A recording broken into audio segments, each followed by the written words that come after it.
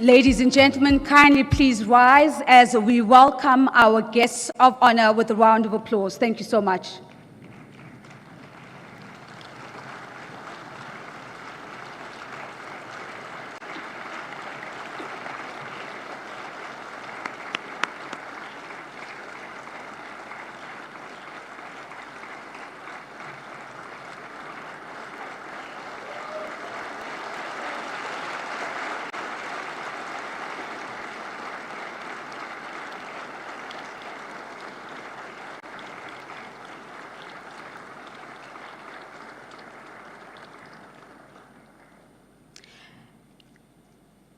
Thank you very much. Distinguished guests, you may be seated.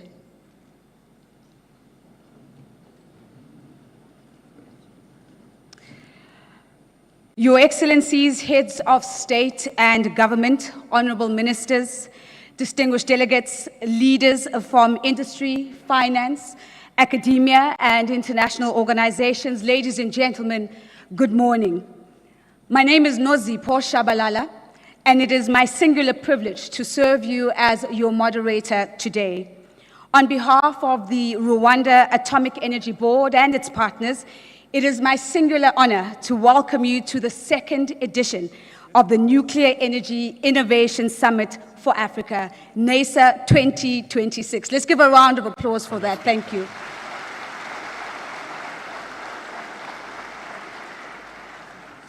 Distinguished guests, we all know that this summit convenes at a defining moment for the African continent. No one in this room needs reminding that our economies are growing, industries are expanding, cities are urbanizing, and digital transformation is accelerating. And yet, one stubborn challenge continues to sit at the very center of Africa's development ambition, and that is energy. And added to this, recent global disruptions have also reminded us of something else, that energy insecurity elsewhere can quickly become economic instability at home. And so over the next 2 days, the conversation is not just going to be about energy access, but it will extend itself to energy security too. And most importantly, NEISA 2026 recognizes that the future of nuclear energy in Africa will not be built by governments alone. It will demand partnerships, it will demand regional cooperation, and it will demand innovative financing. And so today's opening ceremony sets the tone for that journey and sets the tone for every conversation that is to follow from here on. And we begin by reflecting on a simple but urgent question. Why nuclear? And why now? Ladies and gentlemen, please direct your attention to the screen. Africa is not waiting. Across this continent, a new generation is building. Factories, data centers, hospitals, refineries, cities the size of nations. This is the largest industrial transformation of our century. But ambition runs on power. And industry, real industry, cannot run on what flickers. Heavy industry needs heat that does not pause. Hospitals need power that does not blink. An economy of 3 billion people by 2050 needs a base load it can trust. Africa needs more. Africa needs firm, clean, abundant energy at the scale of its ambition. This is where nuclear energy comes in. The technology that once meant decade-long megaprojects has been re-engineered. Smaller, modular, safer by design, faster to deploy. Small modular reactors, micro-modular reactors, built in factories, shipped to site, scaled to need. For the first time, nuclear energy fits the African context. Not someday, now. And yet feasibility is not the same as investability. Projects do not fail because the technology is missing. They fail because the financing structures are not there, because the risk is mispriced, because no one has yet sat in the same room and built the deal together. That is what must change. Heads of state and ministers, your leadership sets the direction. Regulators, your readiness builds the trust. Utilities and industry, your demand anchors the case. And to the financiers, the private capital of this continent and beyond, we are not asking you to approve a finished plan. We are inviting you to co-design it. The ambition is set. The technology is ready. The moment is now. Welcome to NEISA 2026.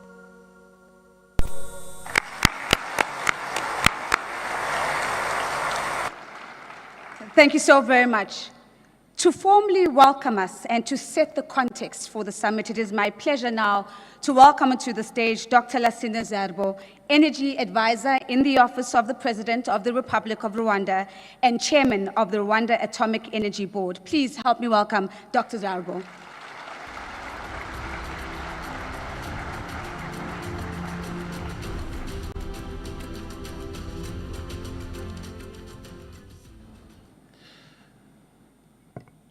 Thank you. Your Excellency Paul Kagame, President of the Republic of Rwanda. Excellency For Esozimna Yasinbe, President of the Republic of Togo. Excellency Samia Suluhu Hassan, President of the United Republic of Tanzania. Rafael Mariano Grossi, Director General of the International Atomic Energy Agency. Honorable Ministers, Excellencies, Ambassadors, distinguished representatives of the international organizations, investors, industry leaders, researchers and partners, dear young people from across Africa, ladies and gentlemen. Many of you have traveled a long way, and we are very happy to welcome you in Kigali.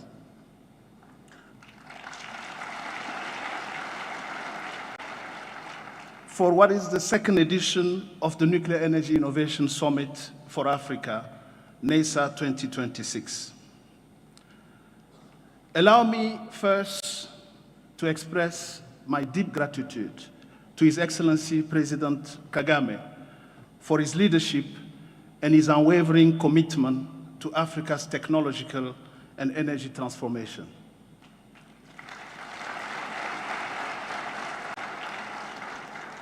Rwanda demonstrates that with vision, discipline, and ambition, an African country can become a model of innovation and resilience.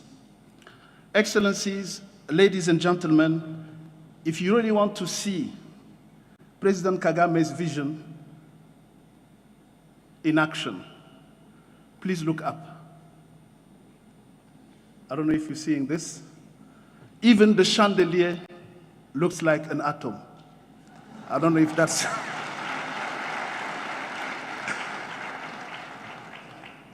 So Africa is living through a historic moment.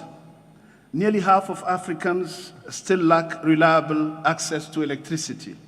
Yet our continent possesses many of the strategic resources required for a global energy transition: uranium, cobalt, lithium, graphite, and rare earth. Africa's challenge is therefore not one of resources. It is a challenge of transformation. The question is no longer simply, how do we electrify Africa? The question is, how do we power Africa's industrialization, digital sovereignty, and long-term growth in a sustainable way? Fortunately, it was said just now, global financial institutions are beginning once again to consider civil nuclear energy within their financing portfolios. Africa must not be an operator of this new era, energy era. Like it is popularly said, if countries are not at the table, they risk being on the menu. Africa should not simply aspire to have a seat at the table. Africa must help shape the table itself. And that's what we're trying to do at NEISA. Excellencies, ladies and gentlemen, Africa's nuclear future in the 21st century will not look like the nuclear industry in the 20th century. Small modular reactors and micro modular reactors are game changers. This technology offers greater modularity, enhanced safety, shorter construction timelines, and better adaptation to our electrical infrastructure. But they also open new possibilities, not only for electricity generation, but for industrialization, clean hydrogen production, and the digital infrastructure of the future. And here, allow me to underline an important global signal. The world's largest technologies companies, Microsoft, Google, Amazon, and Meta, are now investing massively in nuclear energy. Why? Because artificial intelligence and data center require enormous quantities of stable electricity. The digital giants have understood one essential truth. There will be no powerful artificial intelligence without reliable, dispatchable, and decarbonized energy. This is also a message for Africa. There will be no African digital sovereignty without African energy sovereignty. But let us also be clear-eyed. Ambition are good intentions alone and will not be enough to materialize that future. Financing will remain a central challenge. The cost of a capital remains high. Projects remain fragmented, and many countries still lack the institutional ecosystem required to move from political ambition to bankable projects. Our objective here in Kigali is not simply to discuss nuclear energy. It is to help transform African ambition into credible and investable pathways. To do so, we must strengthen financing mechanisms, public-private partnerships, regulatory capacity, and cooperation. And in this spirit, I'm particularly pleased to announce here that at NEISA, the creation of the Global Coalition for Nuclear Philanthropy, led by the Rockefeller Foundation and Temasek Trust.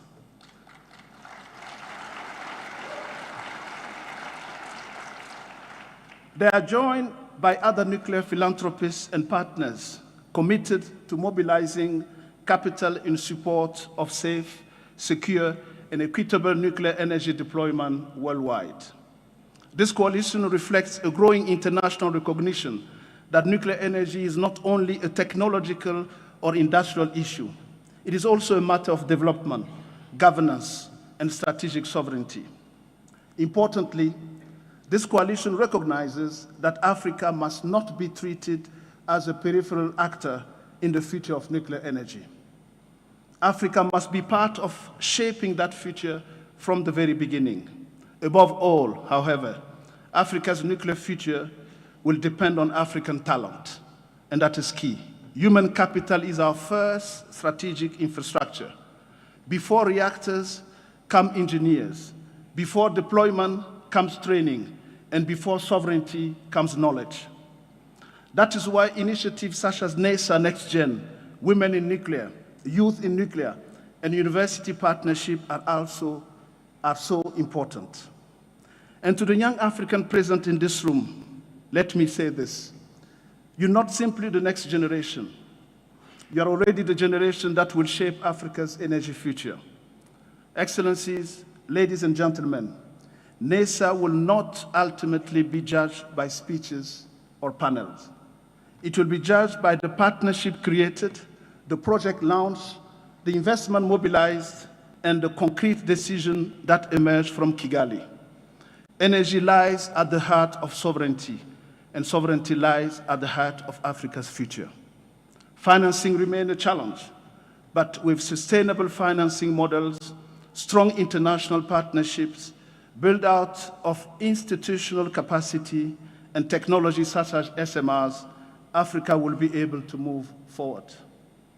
The truth is simple. Without nuclear energy as part of the solution, sustainable large-scale energy abundance and sovereignty will remain out of reach. We have a long road ahead, but Africa is ready to embrace this challenge. Welcome to NEISA 2026, and let us get to work. Thank you.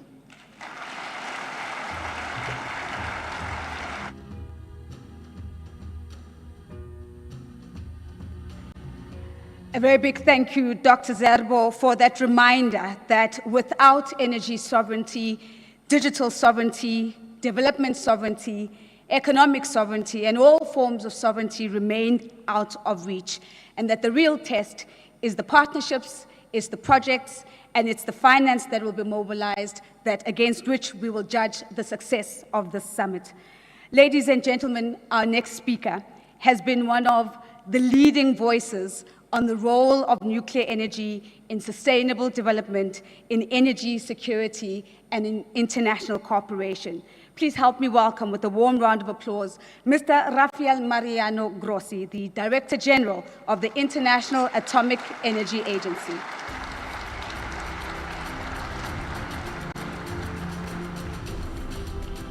Good morning, Madam President, Monsieur le Président, dear friends. 1 year ago, more or less, we were here, we came for the first time for this conference organized by my good friend, Lassina Serbo, with this idea of bringing together policymakers, but also companies, institutions across Africa and also from other parts of the world for what has been discussed. You saw this very nice video and in Lassina's words also a good description of what is going on in the world. So I think we are very clear in that at the present international juncture, the issue of energy and energy security and how to facilitate and guarantee for every nation, and in particular in this continent, has become central to facilitate progress and economic growth. Without it, it will simply not be possible. It was said. The statistics are there. We know the needs, we know the pace and the projected electrification growth in Africa, which is impressive. We also know the gaps that still exist in the continent with roughly 500 million Africans still without the benefits of energy and electrical power. But the difference is now that we are understanding what are the levers, what are the instruments that may be there for us to bridge that gap and to improve things. And in that context, nuclear. From the perspective of the International Atomic Energy Agency, which is this organization of ours, the expression of the multilateralism, global multilateralism that exists since 1957. From the perspective of this organization, the issue is not so much to explain, not so much to advocate, but to really establish the connectors that will facilitate implementation of things, real things. How do we move from understanding that we have a technology, that there are certain gaps, and that this is also possible in Africa? And here is where the activity, Mr. President, of the IEA needs to be there to facilitate this work. And how do we do this? Of course, there is a normative perspective which is important. We have the treaties, we have the conventions, we have the meetings where we set the stage for what needs to be done. But most importantly, I think, is to be here as we are in every different member state in Africa, facilitating this. One very important thing is how we build capacity. You were saying just now that before sovereignty comes knowledge. Knowledge is key. And for us to be able, and for you to be able to host nuclear power plants, big or small, we need to capacitate, we need to train, we need to unleash the force of African talent, which is there, but needs to be reinforced. And this is why the IEA has been helping in all of these training, capacity building programs, education programs that are bringing this capacity here, which is indispensable.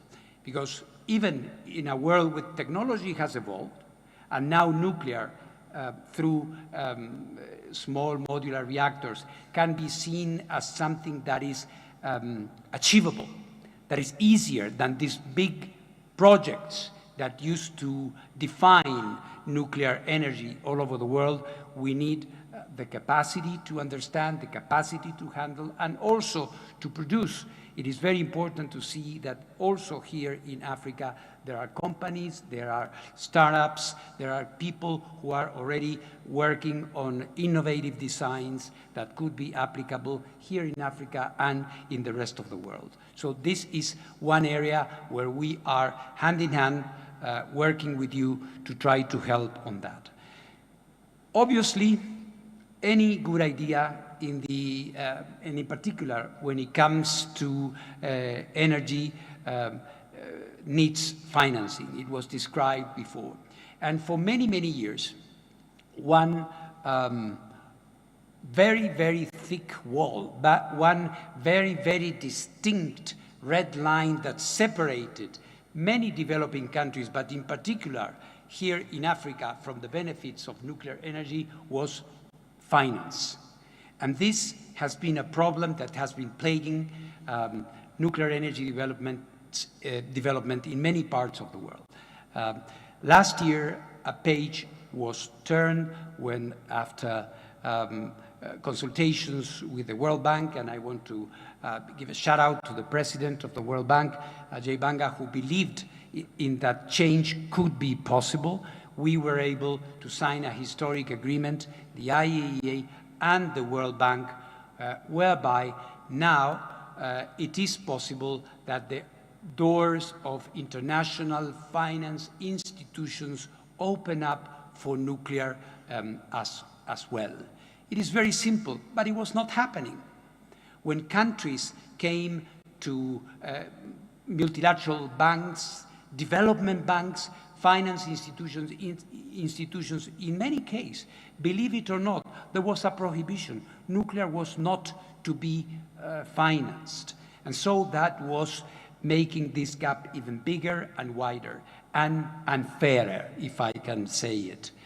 But this has changed. And of course, as always, when the World Bank Group takes a direction, then the tone and the melody has changed. And very, very quickly, a number of other institutions, starting with the Asian Development Bank, we signed an agreement in Manila in December, the Latin American Development Bank, and now, of course, I can tell you that we are in a very advanced stage of conversations with the African Development Bank. So we can also bring the possibilities of financing to Africa. The Islamic Development Bank, we do have agreements with them. So all these possibilities are there. And what this does is the very important psychological and also economical barrier of de-risking achievable. So when we can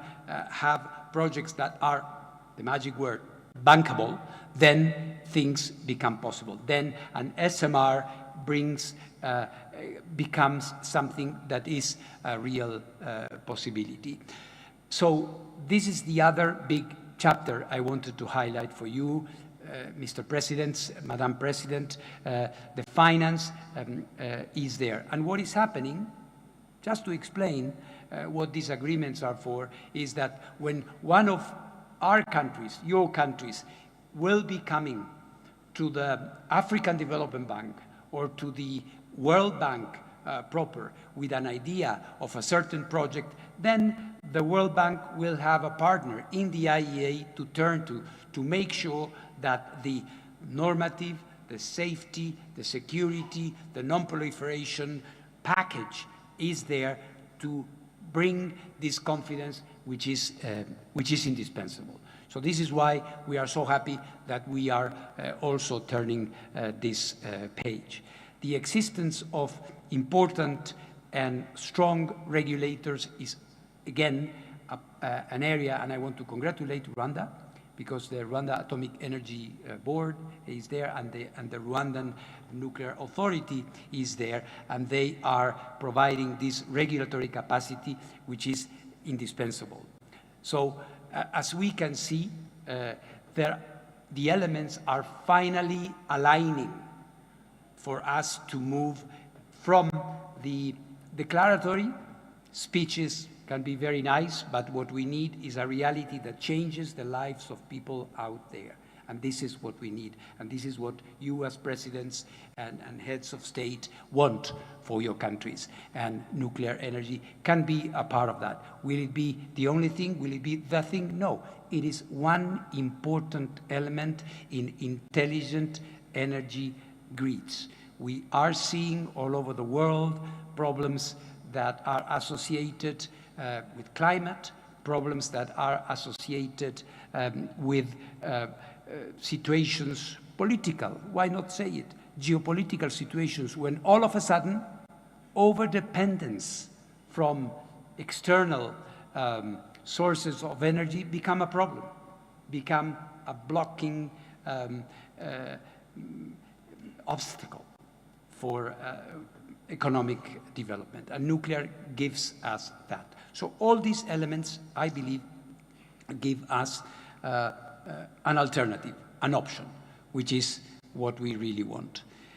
If I may, to conclude these remarks, and thanking you, Mr. President, and thanking for this conference that is slowly becoming a landmark in the yearly calendar of global meetings on nuclear energy. I think it's important to highlight what we have done here in Rwanda since last year when we last saw each other. I think it's nice that when we come a year after an event, we have something to show for. Since the last time we saw each other, we have been working with the Rwandese experts on a national evaluation, which we are going to be handing over to you, Mr. President, today. So thank you for this opportunity. You know that the international community, and in particular our African friends, colleagues and partners, can count on the support of the IAEA every step of the way. Thank you very much.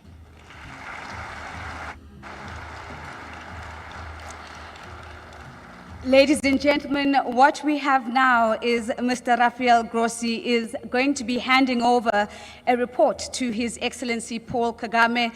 And of course, this is the IEA Phase 1 Integrated Nuclear Infrastructure Report. And the significance of this is quite important, ladies and gentlemen. The successful completion of the Phase 1 review is an important milestone for Rwanda's long-term energy and development agenda, and a strong signal as we talk about signals of the country's continued focus on innovation and sustainability. More importantly, Rwanda is now moving on to Phase 2 activities, including discussions with vendors and partners. Let's give that a big round of applause. Thank you, Mr. Grossi.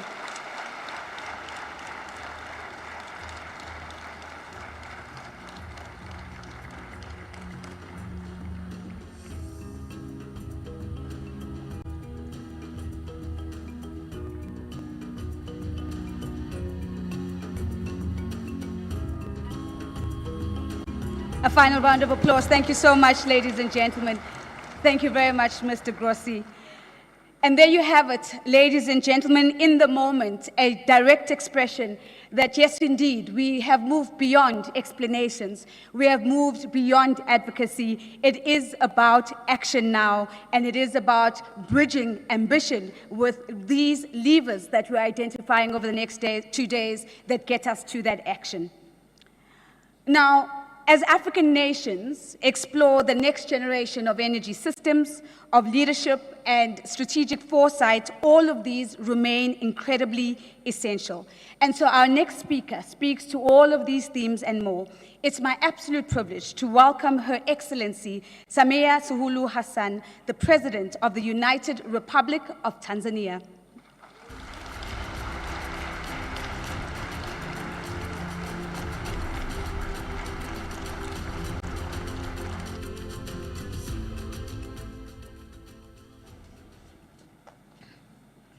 Your Excellency, President Paul Kagame, President of the Republic of Rwanda, Excellencies, heads of state and government, honorable ministers, Your Excellency Rafael Mariano Grossi, Director General of the International Atomic Energy Agency, distinguished representatives of international organizations, ladies and gentlemen.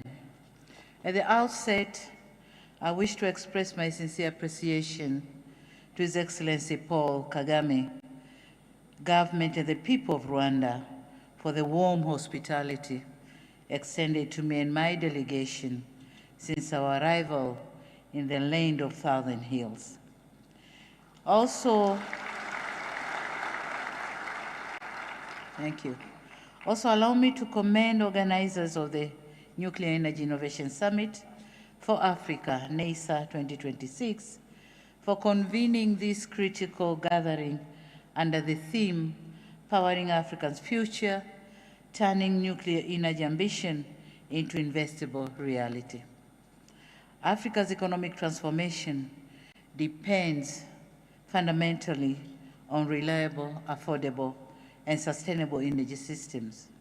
Across our continent, growing industrialization, rapid urbanization, expanding digital infrastructure, and increasing demand for manufacturing and mining activities require stable base load power capable of supporting long-term development.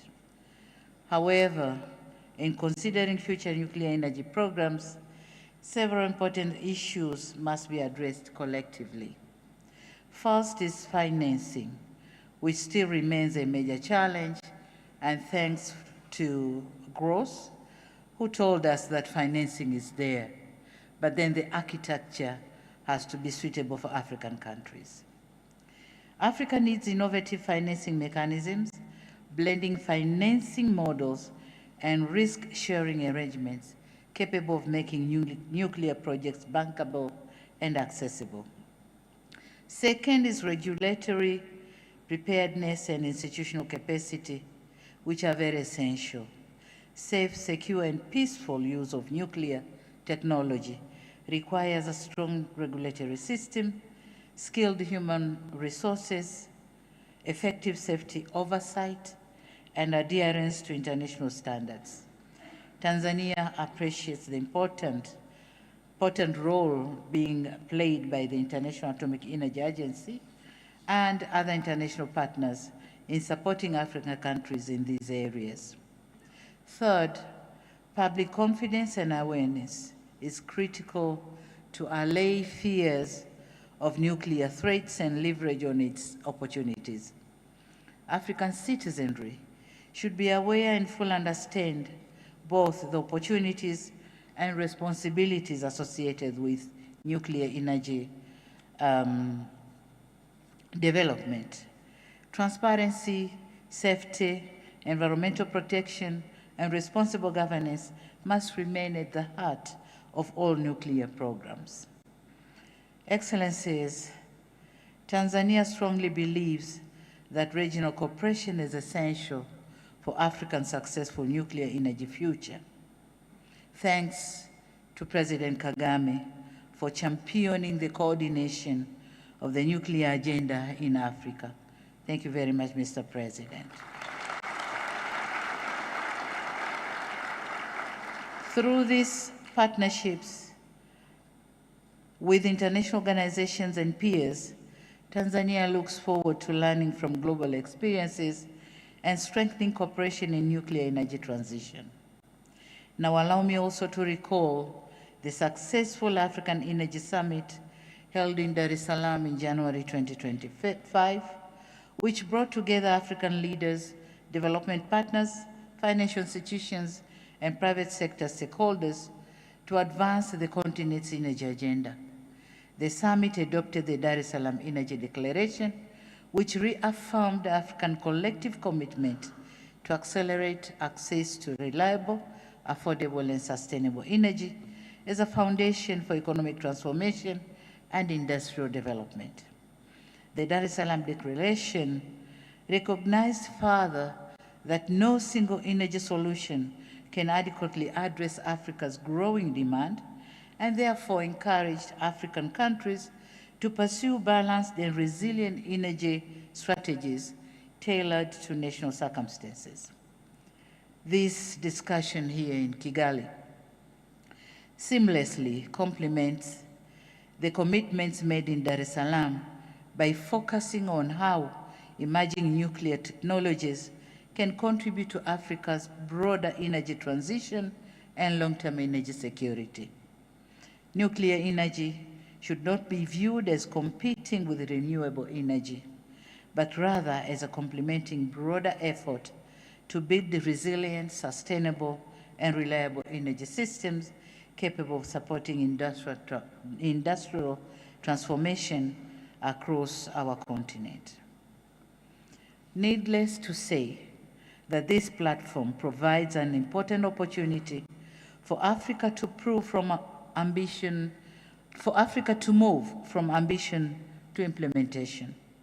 We must continue working together to create an enabling environment that supports investment, strengthening institutions, and build the technical capacity necessary for long-term energy transformation. Excellencies, talking again of my country, in Tanzania, electricity demand continues to grow in line with the national development priorities under the country's Development Vision 2050. Our installed electricity generation capacity to date exceeds 4,500 megawatts, while national demand is projected to reach 8,000 megawatts by 2030 and 70,000 megawatts by 2050. And it is in this context that Tanzania is advancing nuclear energy as part of our long-term strategy to diversify our energy mix and support sustainable economic growth. To guide this effort, we have developed an ambitious national roadmap for nuclear power development to support additional 1,200 megawatts of nuclear capacity within the next decade, in alignment with the International Atomic Energy Agency milestones approach. We also formulated the National Nuclear Energy Implementation Organization, or we call it NEPIO, to oversee the preparation and implementation of nuclear power program as required by IAEA. And so, in furtherance of the energy generation systems, we are particularly interested in understanding the opportunities presented by emerging technologies such as small modular reactors and micromodular reactors, which are increasingly being considered globally as scalable, flexible, and potentially suitable solutions for developing countries. In conclusion, I wish to reaffirm Tanzania's commitment in working closely with African partners, international institutions, development finance organizations, and the private sector to explore peaceful and sustainable nuclear energy opportunities that contribute meaningfully to Africa's prosperity and energy security. Thank you very much. Asanteni sana.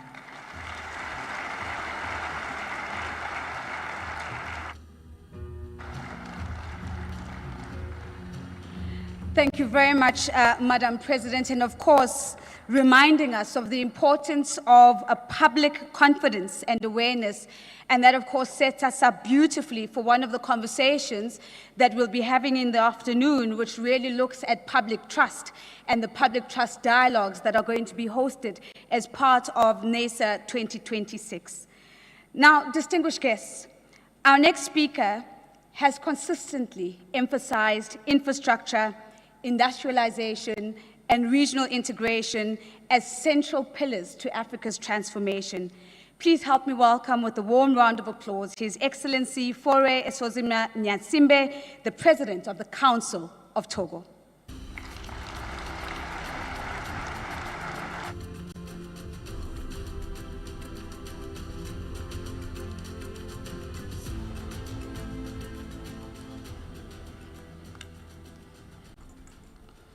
Excellence, Monsieur Paul Kagame, président de la République du Rwanda, hôte de ce sommet.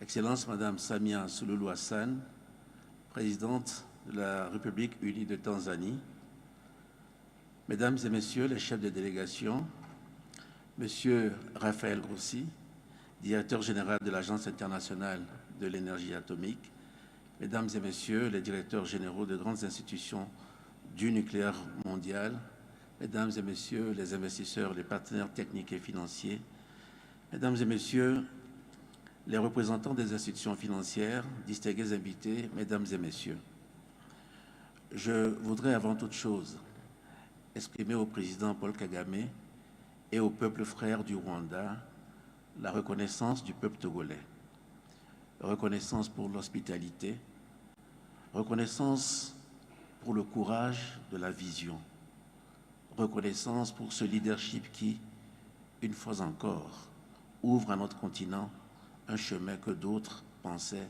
impraticable.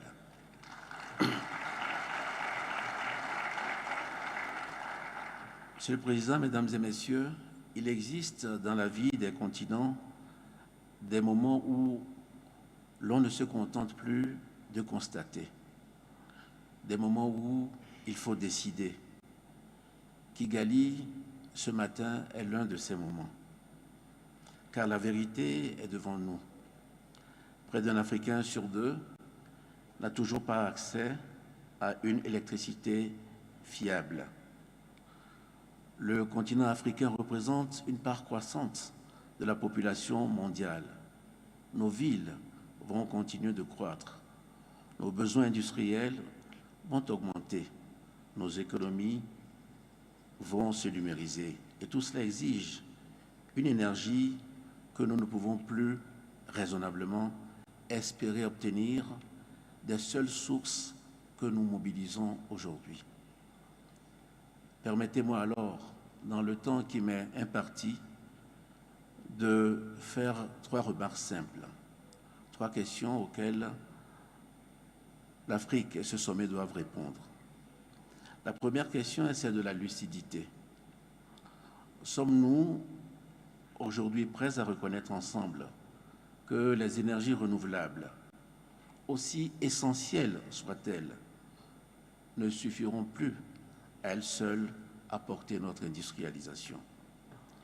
Au Togo, comme dans beaucoup de pays, nous croyons au solaire. Nous croyons aussi à l'hydraulique. Nous éclairons déjà des centaines de villages par des mini-réseaux. Mais nous sommes aussi conscients que les industries de transformation, les centres de données, l'intelligence artificielle, le numérique africain de demain exigent une électricité continue, décarbonée, compétitive en électricité de base. Sur ce terrain, le nucléaire civil, et singulièrement les petits réacteurs modulaires et les micro-réacteurs, n'est plus une option lointaine. C'est une option, nous dit-on, mature. La Banque mondiale a levé son interdiction historique de financer le nucléaire. La COP et les institutions financières ont validé cette technologie parce qu'elle a changé. Le contexte aussi a changé. À nous, désormais, de changer de regard. La deuxième question est celle de la responsabilité. Que faisons-nous concrètement pour que cette ambition devienne réalité? Le Togo, pour sa part, a choisi modestement d'agir. Membre de l'AIEA depuis 2012, la loi nationale sur l'usage sûr, sécurisé et pacifique du nucléaire a été adoptée. Création en janvier 2025 de notre commissariat à l'énergie atomique, élection au Conseil des gouverneurs de l'AIEA pour 2025-2027 et tout récemment à Vienne, signature de nouveaux cadres de coopération avec l'agence pour les 5 prochaines années. Nous avons en outre engagé l'exploration de micro-réacteurs modulaires pour les zones non raccordées au réseau national. Nous ratifions les conventions internationales de sûreté. Nous bâtissons pas à pas la crédibilité institutionnelle qui rend un projet bancable. Être responsable, ce n'est pas attendre, c'est préparer, c'est cadrer, c'est convaincre et c'est par-dessus tout garantir à nos populations que le nucléaire africain naîtra sous le signe de la sûreté absolue et de la transparence. La troisième question est celle de l'exigence commune.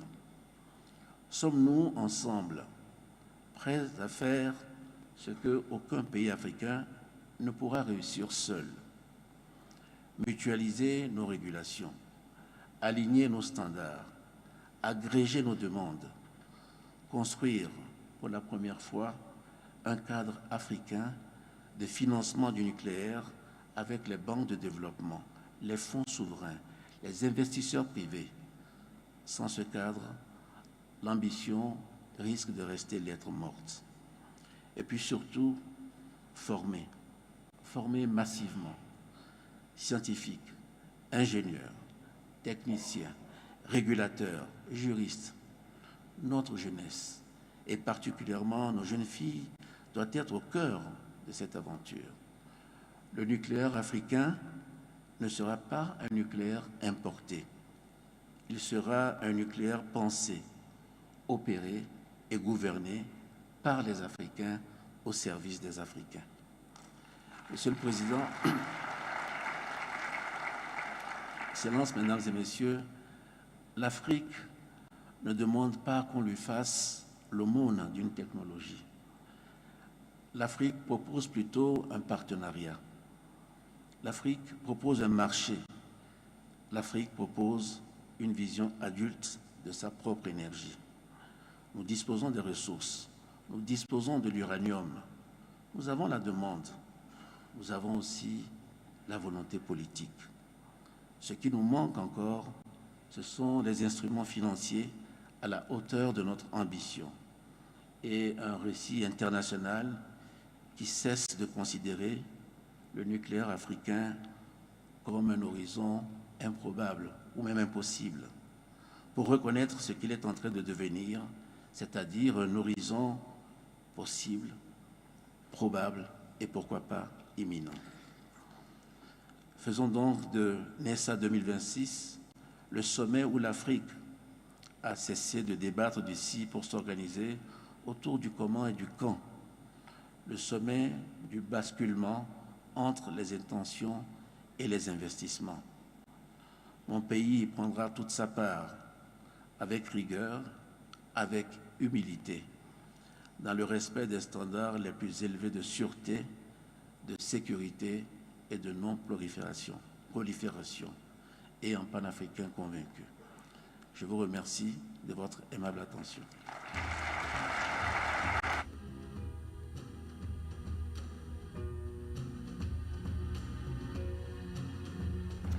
Thank you very much, Your Excellency. Thank you for the reminder that Africa's nuclear agenda will not be an imported agenda. It will be grounded, executed, and capacitated in Africa by Africans. Thank you, Your Excellency. Distinguished guests, ladies and gentlemen, our host nation has positioned itself at the forefront of conversations and action around innovation, technology, climate resilience, and long-term energy planning. To deliver our keynote address, please help me welcome with a warm round of applause His Excellency Paul Kagame, President of the Republic of Rwanda.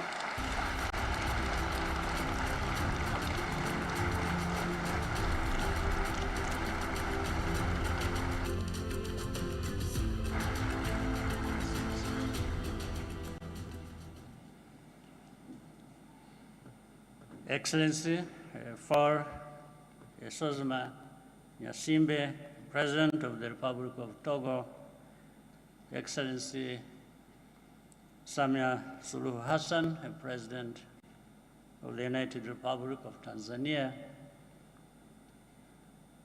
Excellency, my friend Mahmoud Issouf, former President of the Republic of Niger, former chair of the African Union Commission, my friend Musa Faki,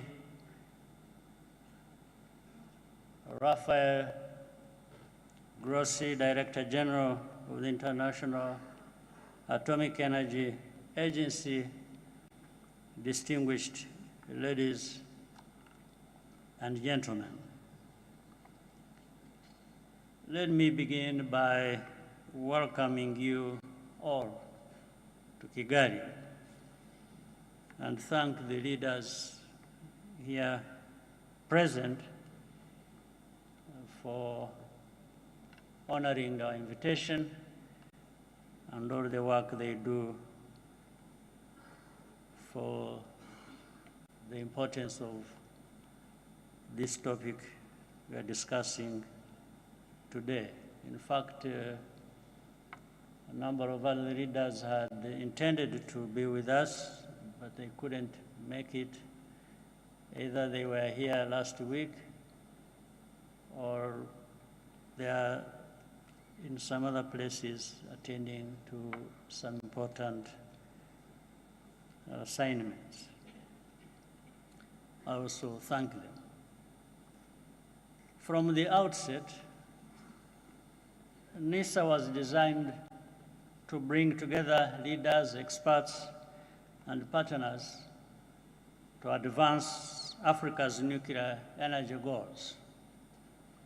The strong participation here today reflects a growing consensus that the future of our economies depends on how quickly we solve the energy challenge.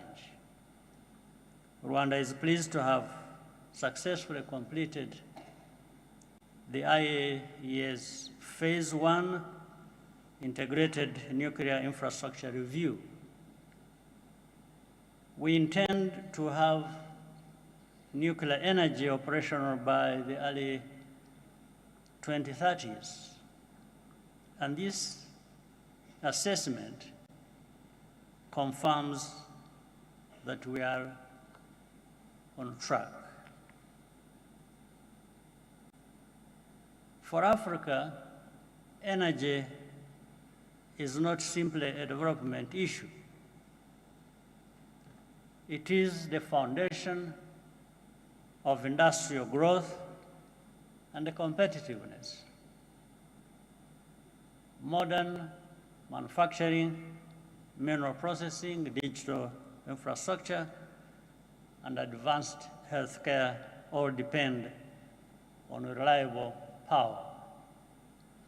The rapid expansion of artificial intelligence and the data-driven industries will also significantly increase energy consumption.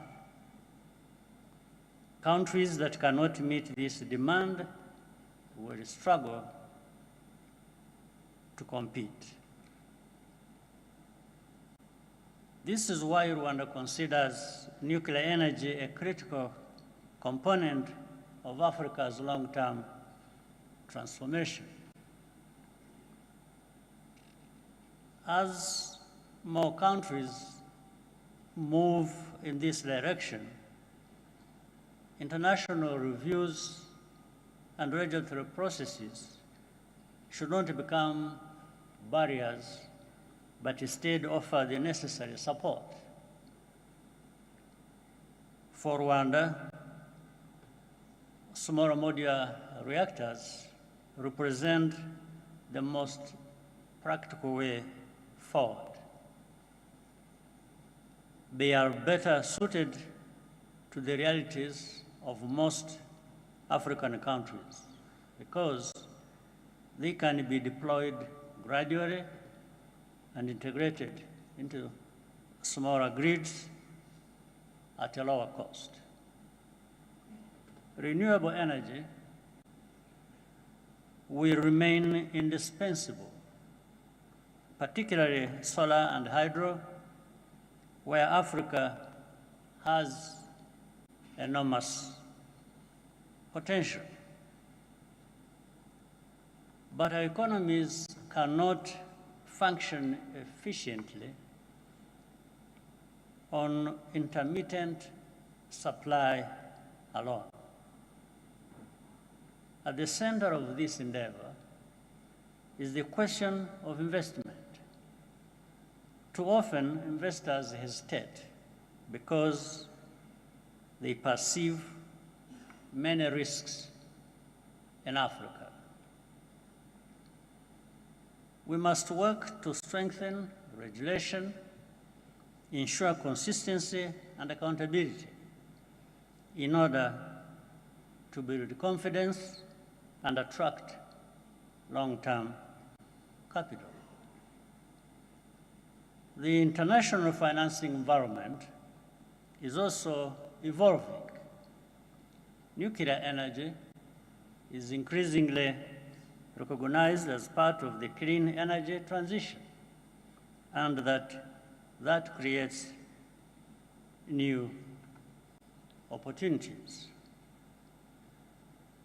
What Africa cannot afford is fragmentation.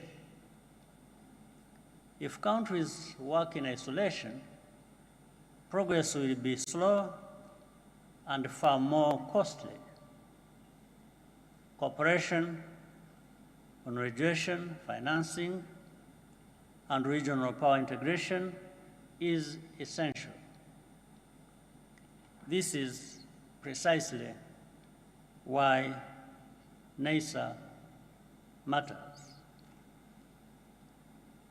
We are moving the conversation beyond ambition to practical coordination and financing mechanisms that can sustain deployment at scale.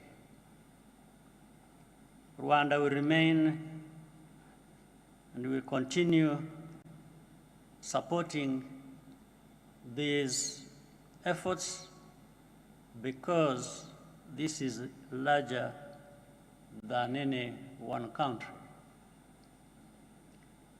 By 2050, Africa will have the largest workforce in the world. The demographic shift can become one of the greatest economic advantages of this century if we prepare for it. In this regard, we are delighted that Togo will host the next NEISA and carry forward this continental momentum.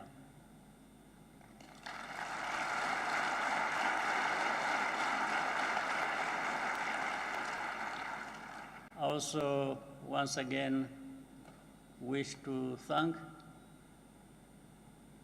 Rafael Grossi of IAEA for the kind support to this effort, and also for the single-mindedness with which he has focused matters to do with our continent of Africa and how we can continue moving together forward. I thank you very much for your kind attention.